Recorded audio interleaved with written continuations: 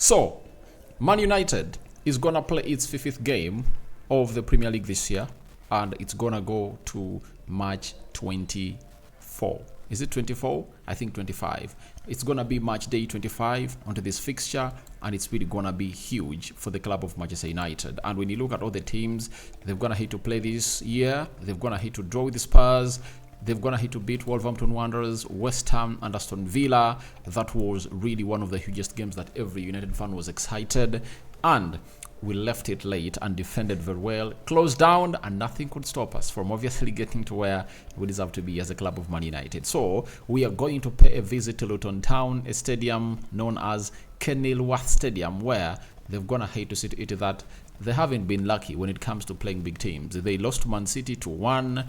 I think they drew with Newcastle 4-4. Arsenal beat them 4-3. So it has been really a huge challenge for them to win against big teams, but they've always gonna hate to put there a fight. But that fight has not gonna hate to pay on positive results, because they're now having 20 points and they are placed 17th of the Premier League table, and Man United is 6th. And there is a very huge chance for Man United to obviously close down on teams that are really gonna be playing in there for you. When you look at the Premier League table, Man United is having 41 points, and Aston Villa is having 46, and Tottenham Hotspur is having 47. So when we go to the Premier League, matches that are going to be played, tomorrow and Sunday, because for Man United we're playing on Sunday, 19:30 hours. The teams we are looking at are Tottenham Hotspur.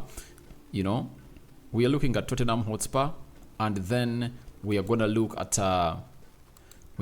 Aston Villa. Those are the two teams ahead of us, though I'm going to give you a little bit of a snippet of Arsenal and what it means, and Man City playing Chelsea in there for you. But I think the most important game of football is going to be played between Tottenham Hotspur and Wolverhampton Wanderers. That is really a huge one. Wolverhampton Wanderers might put there a very hard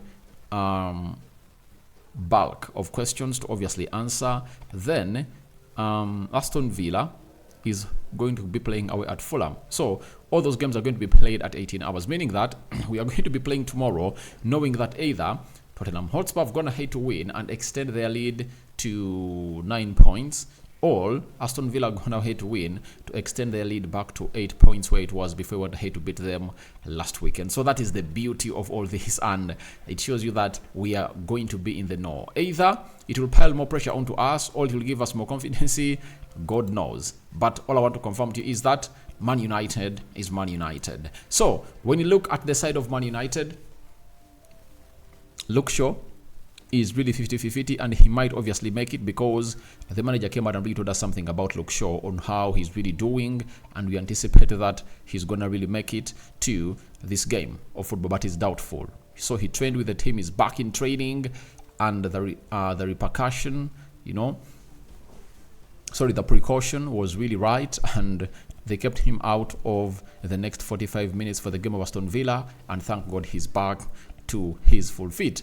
So the absentees, Tyrell Malacia, Mason Mount, those two are back in training. Even Aaron Wan-Bissaka, those three are back in training, but the manager doesn't want to obviously bring them in a hurrying situation. Then Lisandro Martinez, Anton Martial, those two are really having serious issues, and they are going to be out until April. So those are the injuries that Man United are really having, but the rest of the players are readily available. So let's wait and see how Ten Hag chooses his starting 11. When we go to Luton Town, they're really having a couple of players who were really out, and there is Marvelous Nkamba is having an injury, Mads Andersen is having a calf injury, Tom Locker, the captain, is also really having a problem and is still recovering. Edwards. So there is Hashioka, whom they're just gonna hit to sign in, and is just trying to get fit into the environment. So the manager doesn't want to obviously see him really do the needful. But there are three other players that are gonna hit obviously make a very huge comeback. Tengi Mengi from Man United, Thiongi Chongi is also there, formerly at Man United. Andreas Townsend is also there, and guess what? A lot is gonna really go on and really happen. So for Man United, I think the squad that we have can obviously do a job, and I know we can do a very good job against the side of Luton Town. When you look at Man United, we've gone ahead to play all the games we've gone ahead to play away this year in the calendar year. We've gone ahead to win them. We've beat Aston Villa 2-1 and Wolverhampton Wanderers by 3. How many goals? Aston Villa 2-1. The other one ended Wolverhampton Wanderers 4-3, and it was Kobe Mainoo who obviously came to the rescue for the club of Man United. When you look at Luton Town, recently the last game they played at home, they lost to Sheffield by 3-1. They went away at Newcastle and drew 4-4. Luton Town beat Brighton, by the way, 30th of January, 4-0. So it shows you that they've been fighting at home, but I think they're going to really test the wrath of Manchester United. So let's obviously get to know what these two teams are bringing. Obviously, Luton Town are bringing in energy. They're bringing in what we call physicality and what we call a low block. They're going to park the bus and they're going to use their physicality to obviously come in through and really attack us and hit Man United on the break. Obviously, Manchester United is going to play a high line, press them, and then see how far they can really penetrate through them. It's not an easy team, by the way, to penetrate, because Arsenal beat them by 2 goals. I think, was it at 3-1, something of the 2-1, 2-0, then Luton came back and leveled, and then they even take a lead. Kai Havertz leveled and Declan Rice left it late. So if you don't defend very well, that team can obviously haunt you. The likes of Adebayo, what is the name of this guy? Bradley, who was playing for Everton, then for Chelsea, went to Rangers, and now they're going to have to bring him in there. There is Kambole, the right back. So it shows you how good these teams are and how we should really go there seriously looking for points and really knowing that this team can obviously shock us. Let's go to the predicted starting 11 for the club of Man United and see how Erik ten Hag can obviously organize his army to obviously fetch points from Luton Town. At this juncture, I told you, we shouldn't drop any points. We should continue winning. And we're here to see whether we are going to take our winning stretch to the next level and obviously take it to 4 consecutive games. I've seen pundits saying United has been inconsistent, but even when we've gone ahead to do something that we failed to do in the first half of the season, people are not going to give us the benefit of doubt that we can come in through and obviously take ourselves to where we deserve to be. So let's go ahead and really start it off with the guy known as Andre Onana starting in goal. He really put in some spectacular saves when you're really playing against Aston Villa. He kept us in the game for a very long time. And this is why I tell people that it's very bad to come out and really judge a person in the caliber of Andre Onana. Why is it too bad to obviously judge him? Because he's just here enjoying his first season. And it's always good to judge a player during his second season. So, Andre Onana in goal, and I know how busy it's going to be because they're going to really get in lots of set pieces, lots of aerial balls, and he needs to be really on ultra alert to obviously spot that. Right back, I think it's going to be Diego Dallo. Diego Dallo is going to play as the right back for the club of Man United. I know people would say that Erik ten Hag should play him on the left back now. Why should someone play his best right back who went ahead to put in an assist as Man United also eat out with Aston Villa, and he created an assist and we won, and then you play him on the left? So you rather leave him there and play him there to obviously get United into better positions, because he has shown us that he's improving game per game and is clicking the ceiling that most of us want to see him there. Then when we go to the left back, I'm talking about Victor Lindelof. I think he had some tough minutes there, but I think when you're facing Leon Bailey, it's really different from when you are facing the forwards of Luton Town. I think it's totally different. It's totally different, because when you look at Luton Town, they're always coming through with the system of 3-4-2-1, and Ross Barkley, Albert Sambi Lokonga in the double pivot. Then he'll be having Morris going that side and Doherty. So I don't think that they can obviously come in through and really cause a lot of havoc to Lindelof. So I know Lindelof is gonna do the needful, but there is what's the name of the guy? Is it Kambole Kabore. There is that guy called Kabore, the right back, overlaps and has a lot of energy, but I think Marcus Rashford won't really allow him really do all those overlap runnings, meaning that Marcus Rashford should come in through and really track back a lot to really offload that 1v2 situation that Victor Lindelof might be caught in several occasions. In the central defense, it's Harry Maguire playing on the right side of the central defense. Had a very beautiful game against Aston Villa. And then you bring in Rafael Varane with the experience to command that back five. I think that back five can obviously get us even a clean sheet. I tell you.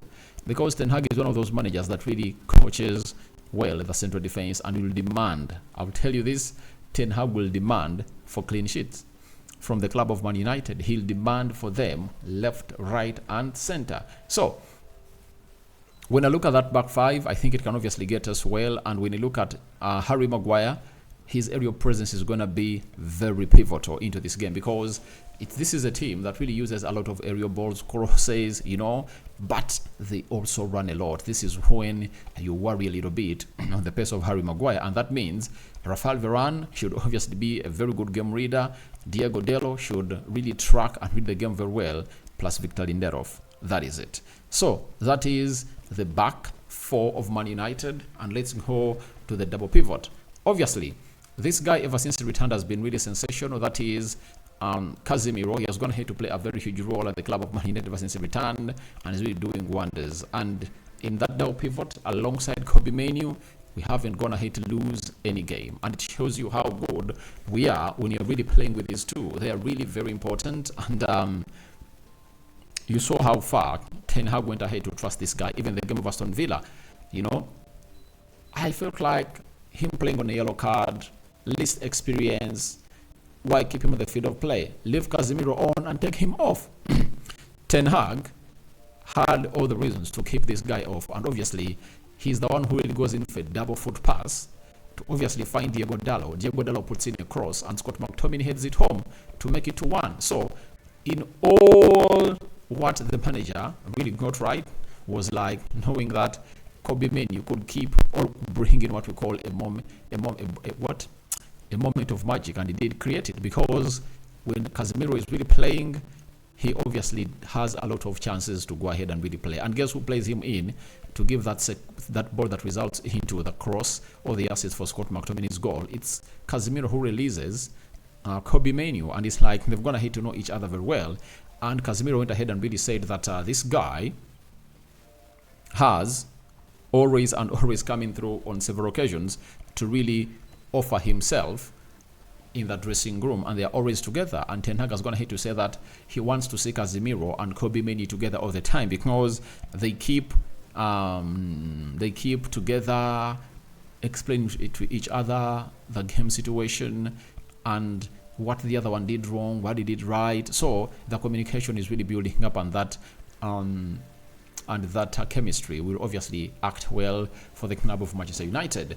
So those two are going to do the needful, and that is going to be the huge difference, for the time we played them at Old Trafford and the time we're going to have to play them at Kenilworth Road, because Casemiro was away, and now we are playing with that double pivot that is going to have to shock every team. We don't look porous, and we really have players that are really confident on the ball, and we obviously go ahead and really do the needful in that midfield. Then who next? Obviously the captain himself, Bruno Fernandes, Borges coming in through, and I would love to see him really create more chances again. In the last game would have gone ahead to get himself an assist if at all Rasmus Hojlund went ahead to convert that chance that was denied to go into the back of the net by the defender of Aston Villa, that is Diego Carlos. But all I can tell you is simple.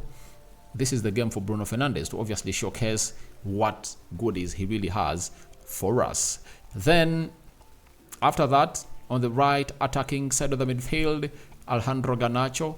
Obviously he's young, trusted, and the manager is really giving him all the trust he deserves, and is giving us lots of performances. And I think it's just a matter of him really choosing his moments, and I think this could be the game where he could obviously come out and really get back to where he deserves to be. Having scored a brace against West Ham. He never scored any goal against Aston Villa because the game was really tight, but he had some good runs he made that really excited me as a fan. So, and the manager keeping him on the field of play to play 90 minutes and taking off Marcus Rashford shows you exactly how he really values Alejandro Garnacho's presence on the field of play. And Anthony is yet to obviously face it rough at this side, and I don't see him starting.